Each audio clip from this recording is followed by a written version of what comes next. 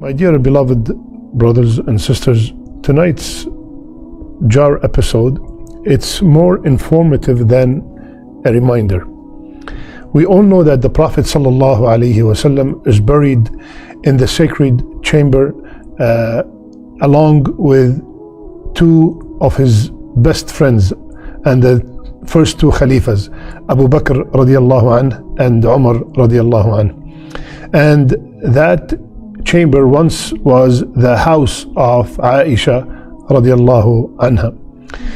In history, there have been few attempts to remove the blessed body of Rasulullah sallallahu alayhi wasallam.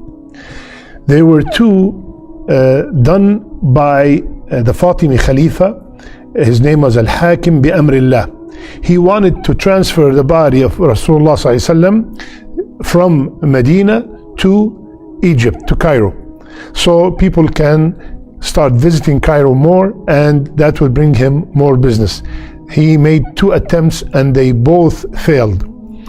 Another attempt was done around the year 578 after Hijrah, and that was done by Syrian Christians. Also, they wanted to steal the body of Rasulullah sallallahu alaihi wasallam. But tonight's one of the attempts, and that's the one I'm going to concentrate on, it took place in the year 557 after Hijrah. There was a very famous Muslim leader. His name was Nuruddin Zengi. Nuruddin Zengi was part of the Seljuk Empire, and he ruled over Syria, and he was the mentor of Salah ad-Din al-Ayyubi, the well-known hero Salah ad-Din al-Ayyubi. One time, Nuruddin, after praying tahajjud, he went to sleep, and in his dream he saw Rasulullah sallallahu alayhi wasallam. And Rasulullah sallallahu alayhi wasallam, in that dream, he pointed out two men with blonde hair, and he told Nuruddin, which his first name is Mahmud, "Ya Mahmud, save me from these two men." So Mahmud woke up from the dream. He was, surprised. What kind of dream is this? And he did not pay much attention to it until he saw it 3 times in a row. "Ya Mahmud, save me from these two men." Allahu Akbar. Imagine seeing Rasulullah ﷺ in a dream and requesting from you help. So he woke up and he went to one of the very close ministers, very righteous man. His name was Jamaluddin al-Mawsili. Jamaluddin al-Mawsili advised him to not to tell anyone and to immediately go to Medina. So Nuruddin Zengi took some soldiers with him, and also Jamaluddin accompanied him and went to Medina. It said it took 16 days to arrive, and when he arrived there, the governor of Medina was surprised because he was not notified that he was coming. So he inquired about the trip, and Nuruddin informed him why did he make this trip in the middle of the night and without any prior notice.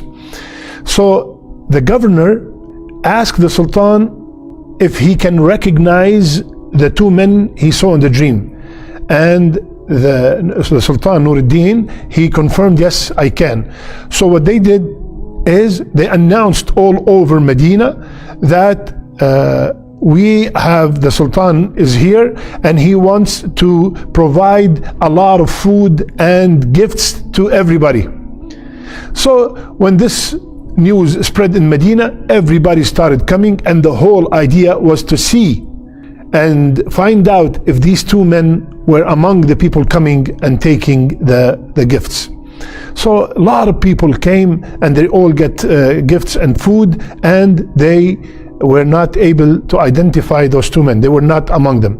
So when they finished, the Sultan asked the governor, "Are these the only people in Medina? That's it? There's nobody else?" He said, "There are two men that came from Morocco recently, and they have been praying a lot, and they have been giving a lot of money to the people. They're very kind, they're very generous." So he said, "Can we see them?" When they walked in, immediately the Sultan Nuruddin Zengi recognized that these are the same two men he saw in his dream.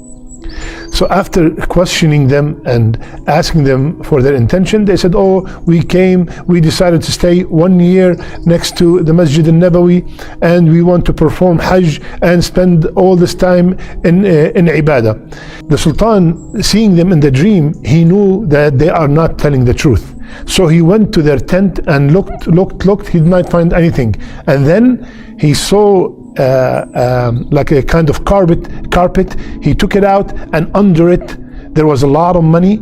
And after intensive search, they found that they dug a tunnel, and the tunnel is almost by the chamber. Allahu Akbar.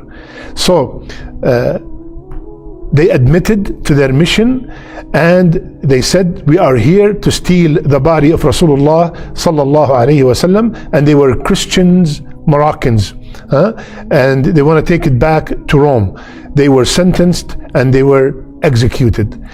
Now, after this incident, Nuruddin Zengi ordered a trench to be dug around the sacred chamber, and the trench will be filled with molten lead in order to prevent any future attempts to steal the body of Rasulullah sallallahu alaihi wasallam.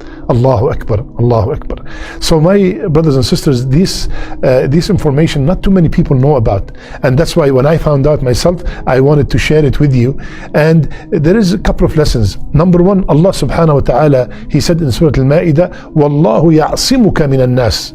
And Allah subhanahu wa ta'ala, Ya Muhammad sallallahu alayhi wa sallam, Allah defend you, Allah protect you from nas, from mankind. And He told us in many places in the Quran that whomsoever harm Rasulullah sallallahu alaihi wasallam will be harmed in the dunya and in the akhirah. And another very important point here is that how, subhanallah, how the leaders of the past, when they heard that there is something harmful to Rasulullah sallallahu alaihi wasallam, they immediately themselves did something. Before they asked the people, they themselves did something. The Sultan himself, the leader himself, went and left everything to defend the honor of Rasulullah sallallahu alaihi wasallam. Now we hear people doing caricatures, movies, insulting sometimes Rasulullah sallallahu alaihi wasallam, and no one is doing anything, not even taking away the ambassador or anything like that. Subhanallah. And we wonder why these things are happening to us. May Allah subhanahu wa ta'ala, make us understand our deen. And may Allah subhanahu wa ta'ala make us from the people who will always stand to defend Rasulullah sallallahu alayhi wa sallam. May Allah subhanahu wa ta'ala gather us with him. May Allah azza wa jal make our last deeds our best deeds, and our last words, La ilaha illallah. I love you all for the sake of Allah. Subhanakallahumma bihamdik. Nashhadu an la ilaha illa ant. Nastaghfiruka wa natubu ilayk.